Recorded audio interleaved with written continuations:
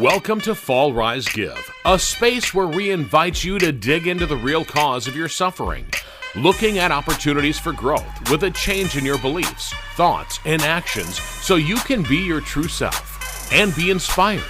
Join us as we explore life's ups and downs and navigate the twists and turns, sharing stories of resilience, hope, and the transformative power of giving back. Whether you're looking for a change, in recovery, or simply seeking inspiration, this podcast is your go-to for candid conversations, raw emotions, and a whole lot of heart. Tune in and discover how to fall, rise, and give back on life's extraordinary journey. Fall, Rise, Give, turning struggles into opportunities by being your true self and help others. How you doing? I'm Bartender Bob. That's Kumar, and we've got a special guest this week, Rachel. Kumar, I don't know if you knew this or not, but as you know, I'm a bartender in a small town, and Rachel is somebody that I know through my job. I'm just going to leave it right there and then let you get in and ask Rachel some questions. Sounds good. Why don't you tell us a little bit about yourself, Rachel? My name is Rachel. I actually just moved to this little small town about a year and a half ago. I've spent the majority of my life in Denver, in a much bigger city, so it's been quite a change. I've been in and out of recovery since 2017 when I went to my first treatment center.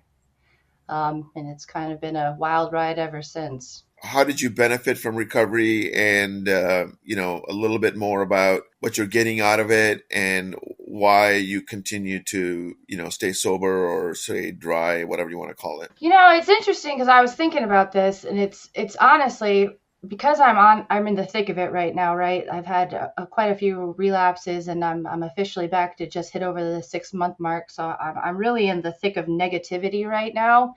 So I like to consider recovery or being an addict or an alcoholic a death sentence. So I'm allowed to say that because I'm struggling. But, it's always interesting when people ask me, like, how did you get sober or why did you get sober? And it's like, then you got to think about like the origins of like, why am I an addict? And, is it my genes? Is it how I grew up? Like, where did it all stem from? And my story started with like the death of my brother and facing that reality of life versus death. And I just kind of went down the path of just living life to the fullest, which has really spun me into a world of addiction, of drinking and drugs and partying. And, many, many years later, it was like 7 years into it, I thought I had not gone a single day without a drink. And I got to the point where I physically couldn't stop. And it was the first reality is that like, oh my gosh, I have a problem. What am I going to do? And, I knew I had a problem. And I was actually in church one day, and I was sick, in and out of hospitals. I mean, I reached out and I went to my first treatment center in 2017 in Arizona, and I was really dedicated to it. I didn't know anything about AA at the time, the recovery process, none of that. But I did commit to a 90-day inpatient. And then even after that, I thought I'm not quite ready to face the world yet with this newfound understanding that I'm an addict. And I did another 30 days of outpatient there. You stay in a sober living facility. And then went back to Colorado, and I there's a thing in recovery, you do 90 meetings in 90 days. And when you're in treatment, you don't really have a choice not to do that. So I completed that. But the community of recovery in Phoenix was so huge. I mean, you go to a meeting, sometimes there'd be 100 people in there. And I really grew deep friendships with these people. And when I went back to Colorado, I stayed in it. And I not only stayed in AA, I joined CA, which, if you're not familiar, is Cocaine Anonymous. And, there's just a little bit more lax rules, or you're talking more about overall drug use, not just having to stay specific to some of the old traditions of AA, where they're very specific about just saying the alcoholic. So I felt more comfortable there, and I started going to conventions all across the country. And we helped a sober friend lived in Long Island, who's getting off drugs, drove him all the way back down to Arizona, all the way up the coast to California. We went to meetings in every state we stopped, all the way across the country. And we finished at the World Convention for Cocaine Anonymous. They do once a year. And it's a tremendously huge event with speakers and everybody, just a hotel full of sober people. And I really stuck with it, and I achieved about 3.5 years of sobriety, and I was doing really well. I mean, working the steps is not easy. And, there's these sayings like, don't leave before the miracle happens in Yep. recovery. And Yep. that, and like these spiritual epiphanies and this enlightenment that I was living in. And it's hit 2020, and I don't know why I did it. I told my cousin I thinking about drinking again, that I drank it, and it just, now I'm sitting in a space where it's like, where's the goddamn miracle? It's not happening. I'm white knuckling it, as they say right now, because I'm not being involved in the program of recovery right now, and partly to do because I am in a much smaller community. And you know it's just crazy how fast you can forget all the things that you learn in recovery when you go back into active addiction. Um, it's just, that tells you a little bit about it. But in that time period, though, when I relapsed, it was about 3 months before I was snorting an 8 ball a week and drinking a bottle of vodka a day. Back to Wow. detox, inpatient. Got out of inpatient, got so sick, throwing up blood every day again, too much alcohol. I went to treatment in Utah after that. Utah was different, though. Utah, they trying to modernize recovery these days, smart recovery, different types of ways to, I believe, for companies to make money off of recovery.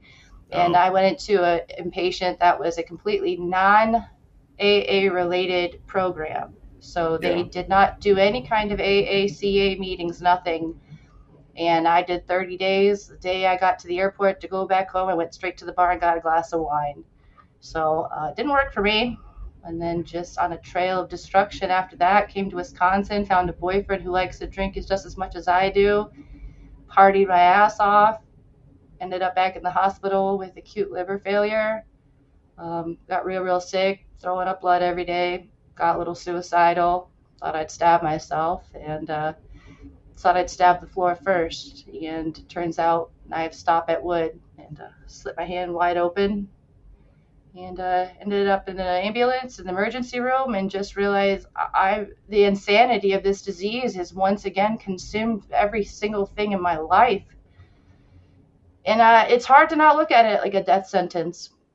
Um, But the reality is, once you come out of the darkness, you remember that there's a program of recovery that is based on a book written in the 1930s. And if you've ever read that book, it's Yeah. like you're sitting back in time. Like it's this overwhelming system built on, one of the 12 traditions that, you do this with no help from money. We are self-supporting financially. It's based on people giving their time free. People, everything about the beautiful nature of recovery is just, it's mind blowing to think that it truly exists and that it truly works. It's just getting yourself to wanting to do the work again is the hard part that I struggle with. Yeah, but it sounds like you know a lot about the program and the benefits of it. It's just a matter of figuring out, how to tap into that energy again. And I call it energy. I think it's obviously a program and it's spiritual based and all of that. But I think there's this amazing energy that comes out of people being vulnerable, going to meetings, this authenticness. People genuinely care about each other and wanting to help each other. Like you said, it's a huge community. And so it sounds like you're kind of aching for that a little bit, maybe thinking about um, seeing what you're missing. Is that an accurate statement? Yeah, I think so. I think that just because I came so close to death this time, that I'm just really treading lightly on like what I know I'm signing up for in recovery again. But mhm. it's just the knowing that it's there. It's just the knowing that there's a solution, and that all I gotta do is just make that step that one day. So yeah, I would guess, like, you could say I'm a little bit yearning for it. Rachel, the reason I know you is because I'm a bartender in the same small town that you live in, and I don't know if people noticed while while you were talking, a train went by. We live about a quarter mile away from each other, and you could hear I could hear, at least with my headphones on, I could hear the whistle of the train. I don't know if you could have heard that, Kumar, or not. But so I mean, Rachel and I are close in proximity now. But you were a patron at the bar where I Yeah, I work, was a drunk. and I remember you telling me that that you have been in recovery and you're off the way again. And as a bartender, that hurt me. I mean, that was hard to deal with, and it was harder for me to hand you a beer at that time. You know what I mean? And I was, as a man, I was torn because I didn't know if I should back you up and just say, you know what? No, you don't need to drink. But as with my boss sitting right there watching, you know what I mean? So I don't know what I'm trying to say here, but living in a small town, because there's 191 people here, people know who you are. Is it hard to stop doing what you did do? I mean, is it hard because you're 192 days in right now? Has that been difficult for you? It definitely is. And I got to say, from your perspective, there's this saying that said, don't co-sign other people's bullshit, in recovery. Like, you can't take responsibility for serving me a drink because I'm choosing to go down that path again. And I forget what it talked about, like in the big book too, where it's like, it's even hard being in a relationship. I'm in a relationship with somebody who's actively drinking, but you have to learn that my problem is not other people's problem. How can I not impact them? Like they can't not drink because I can't drink. That's not fair. That's not right. So you have to force yourself to become comfortable in the environment of still going to the bar, being able to drink a non-alcoholic beer, because that's my responsibility, to not make other people have to change because of my illness, if that makes sense. One thing I've noticed though with you and your partner is that you both are drinking NAs when you come in now. So at least that's what I've noticed when I'm there. That's since changed. Actually ironic. I saw him drunk for the first time 2 weeks ago, and man, did that have an impact on me. It was a negative impact? Tremendously. And I hate to say that, but again, where do you draw the line? Somebody that doesn't have a problem can drink. How far down the road do you want to seclude yourself from everybody else in the world? We live in a world where drinking is part of everywhere we go, everything we do. If you can't be around somebody who's drinking, how can you go anywhere? Yeah, no, I agree. My wife likes to drink as well, and so she'll have a couple of glasses of wine at home, or we'll go to the local pub and I'll grab NAs and she'll drink. And I work from home, so I need to get out of the house. Mm-hmm. So for me, I'll do my dog walk and stuff, but I want to socialize with my older friends that I've known for a long time. And so I'll go watch a game there or go hang out. And I'm not expecting anybody else not to drink. I'm just taking responsibility for myself. It sounds like you've done a lot of work in the program, and you really are talking about deep things about individual responsibility, individual accountability, and all of those things that come out of it. You really should give yourself a lot more credit for that. I think that's really a mature, wise way of thinking that's evolved. I think you should give yourself some credit for that. I think that's pretty amazing that you have that mindset, because you're right. The only person you can control is you and your thoughts and your responsibility and your behavior. You can't change or be responsible for anybody else's behavior. Yeah. Throughout the process of being, everything always comes into question whether or not you're spiritual or you have a belief system. And that's what deters a lot of people from the program, how when you're in a meeting and there's a bunch of old timers there and somebody brings up the question about God, it's like they all hate it. They don't want to have that conversation again.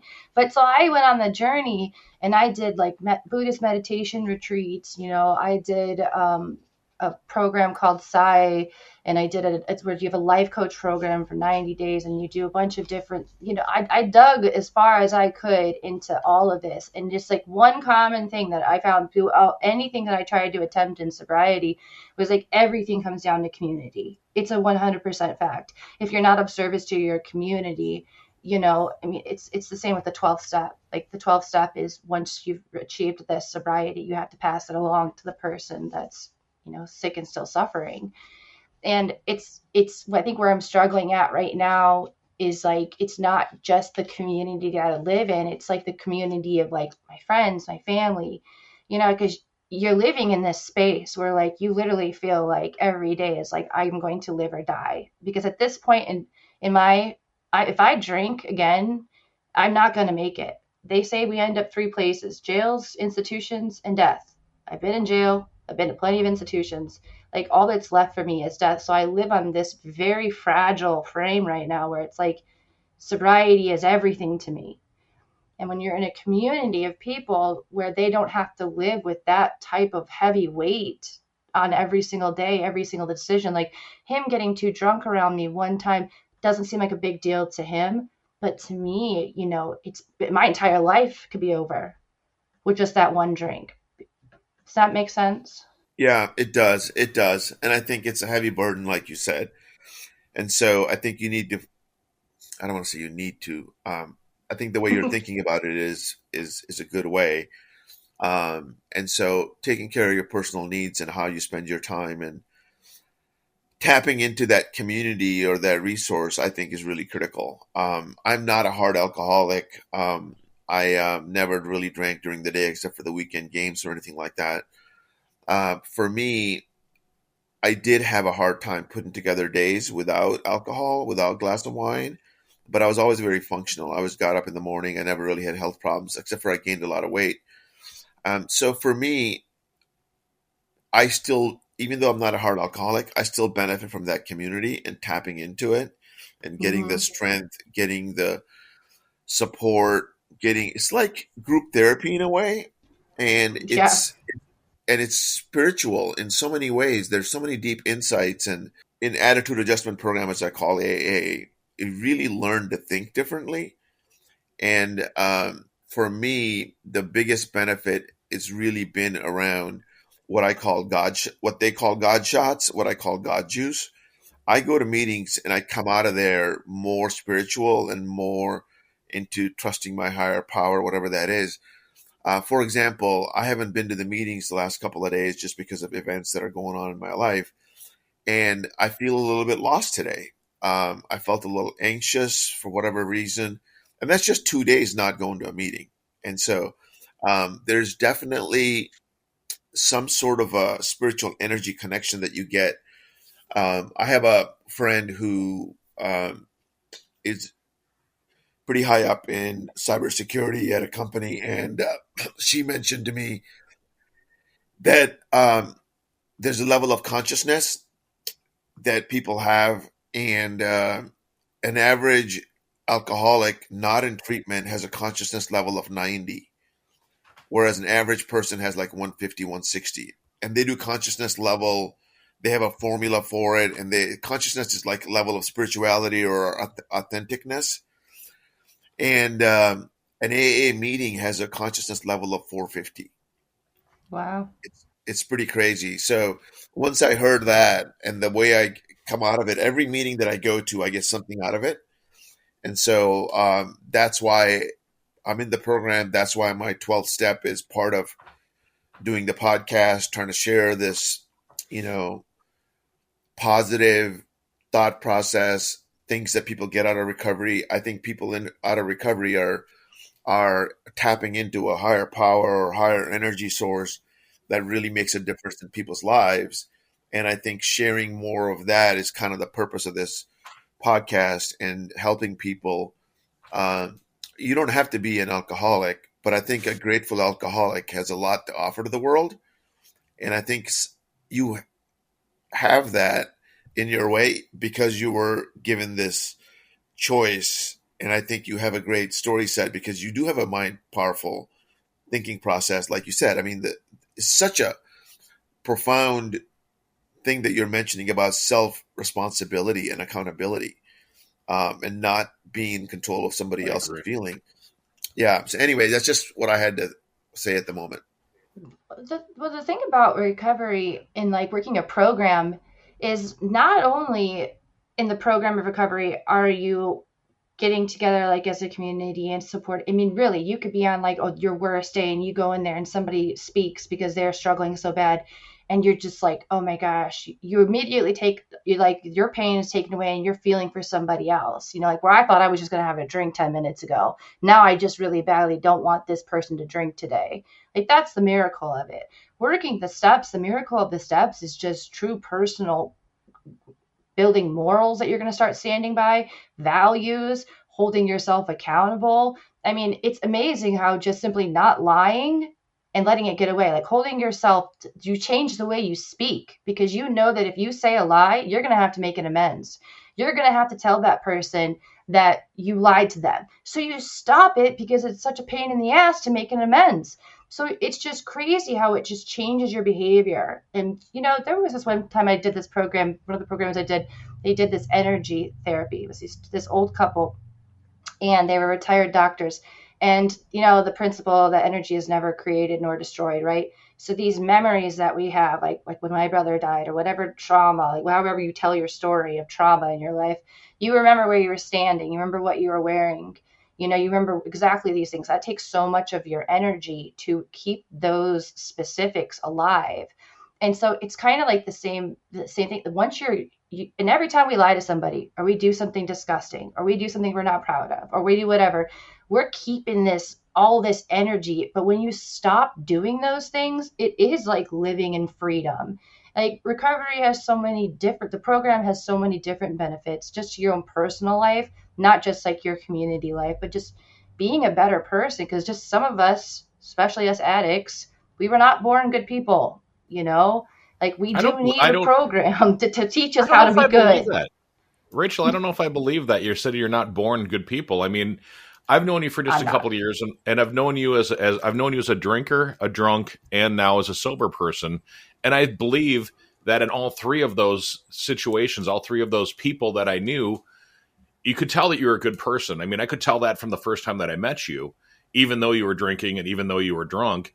But as a sober person, I can see that even more of the butterfly is there, Rachel, that you're there to, that you truly are a good person, and you truly are a person that cares about other people. You care about yourself, you care about, you care about your partner. To me, it seems like you want to be there, you want to, you want to be a part of it, and you want to help people out. So I don't buy the we're born as bad people thing. I think that maybe we make bad choices, we make shitty choices in our lives, Yeah. and eventually sometimes they catch up to you. But I think a lot of times people have, as you guys say, the amends or whatever, that, it's like, hey, you know what, I screwed up. I'm eating a shit sandwich today, and I'm going to be okay tomorrow, and let's just move on with life, and let's make it, the best that it can be. Yeah. And like I said, back to like white knuckling it, like getting 6 months sober without a program right now is just, I'm just torturing myself. I really, truly am. But I didn't have a choice, but it's the same time, it's every single day is hard still, every single day. Um, it's You mentioned Zoom meetings and you've been to a bunch of them, and then you said you don't have a choice. I Um, know. that's the only thing I want to It's hold you accountable for. funny how that happens, huh? Yeah, yeah. There's Zoom I meetings don't. everywhere. I choose to go to Zoom meetings because I think it's too much of a hassle for me to get ready, drive somewhere, be in a room, and then wait and talk to people after. I just think it's a whole ordeal, hour and a half, 2 hours. Whereas if I just go to a Zoom meeting, I may go there 5 minutes early, have a small conversation. I may stay 5 minutes later, but it's so efficient for me. And once you are in a part of a community, you really appreciate that community. It doesn't matter where you're at. I mean, we're getting to know each other through a version of Zoom right now, right? We're able to see each other squares in the box and able to talk about energy. And somehow the topic got to amends and being authentic. And I think true healing, like you said, starts with us being honest with ourselves and then admitting our faults to others. Obviously, that's step 4 and 5 and step 9. But without going through the steps, I think there's a healing process for all of us. And part of that healing process is being honest with ourselves and then apologizing to others for the wrongs that you've caused. I had a situation yesterday where I was I've been with my son for the last few days. My wife is out of town, and I want to take this opportunity to spend time with him and then make amends for some of the things that I had done, being rude or drunk or whatever. And so I was able to spend some time with him and really make those amends. So start the healing process between the both of us. Now we get along pretty well most of the time, but just going a little bit deeper into a layer of making amends for the past, I think that brings us closer and heals the relationship even further.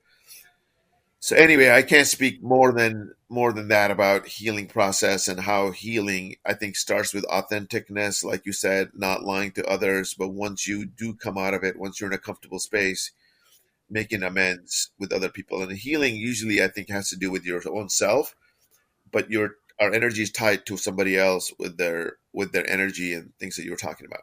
Go ahead, Can I Robert. just can I just interject here a second? Yeah.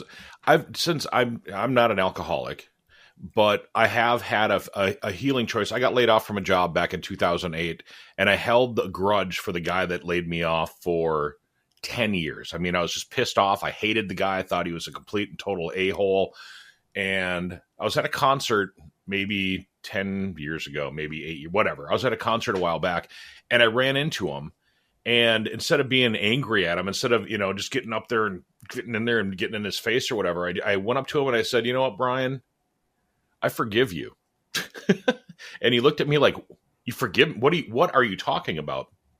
And I just said, you know what? I forgive you, and I forgive myself for thinking about that he was the reason that I got fired, that he caused my whole thing. And as soon as I did that, I felt like this whole big, like the whole world was just taken off my shoulders, and my whole life kind of turned at that moment. And I felt like, you know what, life is not as shitty as I thought it was, what I thought it was, just because of the fact that I gave up that feeling of resentment and anger toward that guy. And that's my healing story, and since then I've given that up every time. I mean, there's people that you and I know, Rachel, in town that I'm not a fan of, but I tell myself, you know what? I forgive them. They are who they are. They can just go on and be who they are. Yeah, and that's why the making your amends is so hard. Like when you're writing your fourth step, you're supposed to write down when you're taking your entire life inventory, right? Like everybody that you've ever harmed, everybody that's ever harmed you. I mean, this thing takes days to write, and pages and pages and pages to dissect every little thing that you've held on to for all these years. And then you're trying to make amends to everyone that you can, knock them off the list. And there was like this just unbelievable experience of like getting that out of your entire being. Like I can no longer carry all of this. And it's some of the market that I wasn't forgiven by a lot of people. They listened to me and they let me make my amends, but I still don't have a relationship with them to this day because I did some horrible things to a lot of people, the damage I'd done. But that's okay, like I didn't have to care about it anymore, and it really is. It's just an amazing experience, but it's just so hard, so hard to go through. I mean, I'm talking like massive amounts of damage that I've done with my drinking and drug use and the people that I've hurt, bridges I've burned. But again, yeah, the same healing, like, letting it go or not holding on to it anymore because everybody's capable of their own limitations, so, harping on somebody that just had they're just different people. You have to accept everybody for who they are. I think that was a huge part for me, was like I kept having these expectations, and like expectations are premeditated resentments. That's all they are. And learning to reframe my mind in that, you know you know I feel like you guys are trying to get me to go to a meeting right now or something. No, no, no, no, no. But I mean, deep in your heart what you need or what you want. I As know. you know, it's all about attraction rather than, promotion. It's just Um, but I think you're pretty wise, and I think you have a lot of deep insights into the healing part of it. Yeah, making amends is hard, but I think we don't have to do it in person. We can do it in our mind or through prayer, or through forgiveness. I tend to do that during my prayers, and we've talked about the chakra system, the Hindu chakra system, it aligns pretty well with the principles. And I think your heart really heals when you have forgiveness, when you forgive other people and you forgive yourself. Your heart opens up a little bit. And that's where compassion comes in, self-compassion along with compassion for other people. And like the Buddhist thing, when you start caring about other people, your needs start to be met. And so, yeah, I think at least making amends in your own prayer or in your thought process or meditation helps a lot. You don't have to necessarily make amends in person. When the opportunity is right, it's important to do that, but I don't think it's necessary from a spiritual standpoint and from a whole being standpoint that we have to go down this laundry list and try to make amends with people at a physical level. I think it's important at the very start to be able to, in prayer or in thinking and in self-reflection, to be able to apologize and do the best that you can. I think and it just comes to mind that there's a huge, like when I got sober, there was no Zoom meetings. There was none of that. That all came about after COVID. So if you went to a meeting, there were rules against you couldn't even use your phone in a meeting, let alone have a camera set up to be able to record. So you had to go. You had to go in front of people. You had to make your amends in front of people. My sponsors were so mean. It was a tough program. It was no bullshit. And it just seems to have evolved a little bit with like the way things have kind of changed and being able to do Zoom meetings and stuff now. So I mean, I haven't worked an active program now for long enough to be able to say, like, can I make my amends that way? Or do I really have to sit down with my father and apologize for the hundreds of thousands of dollars he had to spend on me again to go to treatment just so I could turn around and snort my face off and drink some more and end up in the hospital, and like, it's hard. It's just a hard situation, recovery. But I think you'd agree that, and I agree, it's worth it on what you get out of the program. And I 100%. Think only knowing you for half an hour, I think you're an amazing person, spiritual and deep understanding of who you are. And I think we need to be not so hard on ourselves, not to spend too much energy on our bad days, but also give ourselves credit for the good days that we have. And I think you have spent enough time and energy into this recovery thing to know that you're a good person. You're out there. I do have a hope that you don't white knuckle it anymore and do your thing, whatever you want to do to get part of a community. But it's been a pleasure to get to know you, and thank you for sharing your insights. I think responsibility, accountability, and making amends, even though it's very hard, like you said, it does go a long ways towards self-healing and healing in the community that we have. So I appreciate you being here today. I appreciate you listening to my life. Thank you for joining us on this episode of Fall, Rise, Give, where we explore stories of resilience, growth, and giving back. If you enjoyed today's episode, please visit our website at www.fallrisegive.com. Also, consider subscribing to our podcast on your favorite platform and leaving us a review. Your feedback helps us to continue to bring you inspiring stories. Stay tuned for our next episode, and remember, every fall is a chance to rise, and every rise is an opportunity to give. Until next time, keep falling, rising, and giving. This is Fall, Rise, Give, produced by podcastforhire.com. Thank you for listening.